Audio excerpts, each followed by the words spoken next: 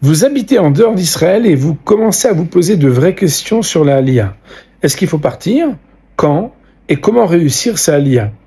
Alors il y a une réflexion extraordinaire que j'ai vue dans la paracha, parce que Moshe Rabbeinu Moïse, comme vous le savez, il a prié pour entrer en Israël, lui qui n'a pas eu le droit avec son frère Aaron, puisqu'ils ont été privés après l'épisode du rocher.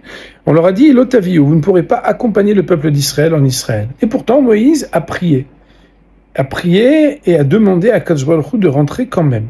Comment c'est possible? Est-ce qu'il a le droit d'insister? Lui qui est un homme très pieux, Akadosh Baruch Hu a dit quelque chose. Est-ce qu'on peut discuter la parole divine?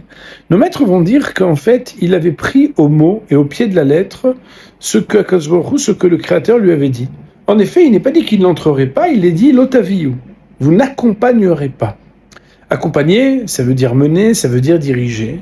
Et voilà que Moshe Rabbeinu Moïse, après qu'il ait gagné la guerre contre Og et Sichon, eh bien, après avoir mené ces guerres, il a nommé Josué, son élève, comme étant celui qui va devenir le maître d'Israël. Autrement dit, passation de pouvoir et d'honneur. Maintenant, le leader n'est plus Moshe Rabbeinu Moïse, mais Yoshua, Josué. Et c'est à ce moment-là, Ba'et Ha'i, comme dit le verset, c'est à un moment précis que Moïse va prononcer ses prières.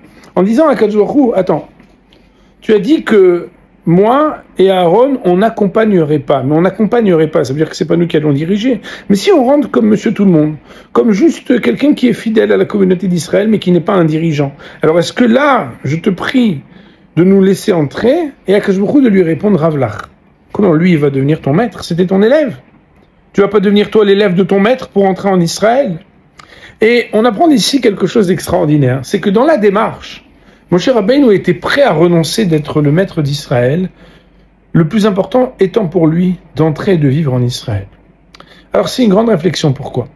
Parce que quand on est médecin, professeur, avocat, notaire, homme d'affaires, et qu'on est bien établi en dehors d'Israël, on se dit, attends, mais moi je veux avoir les mêmes avantages, je veux avoir les mêmes facilités, est-ce qu'on va me faire ma place? Est-ce que ça va être facile? Est-ce que ça va pas être trop dur? Alors il faut savoir, l'aliyah sur mesure, ça n'existe pas. Plus encore, si le nécessaire et l'indispensable, on n'a pas le droit d'y renoncer. Bien sûr, quand on fait une aliyah, il ne faut pas faire n'importe quoi, il faut chercher des moyens de réussir, oui, mais il faut être capable de pouvoir renoncer au confort.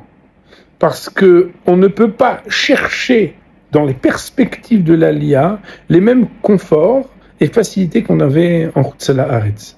Si Moshe Rabbeinu était capable de proposer ce projet, c'est que nous aussi, on doit se dire, vous êtes prêts à quoi? Vous êtes prêts à renoncer à quoi pour avoir le droit, le plaisir, le bonheur et la joie d'habiter en Israël? Shabbat Shalom.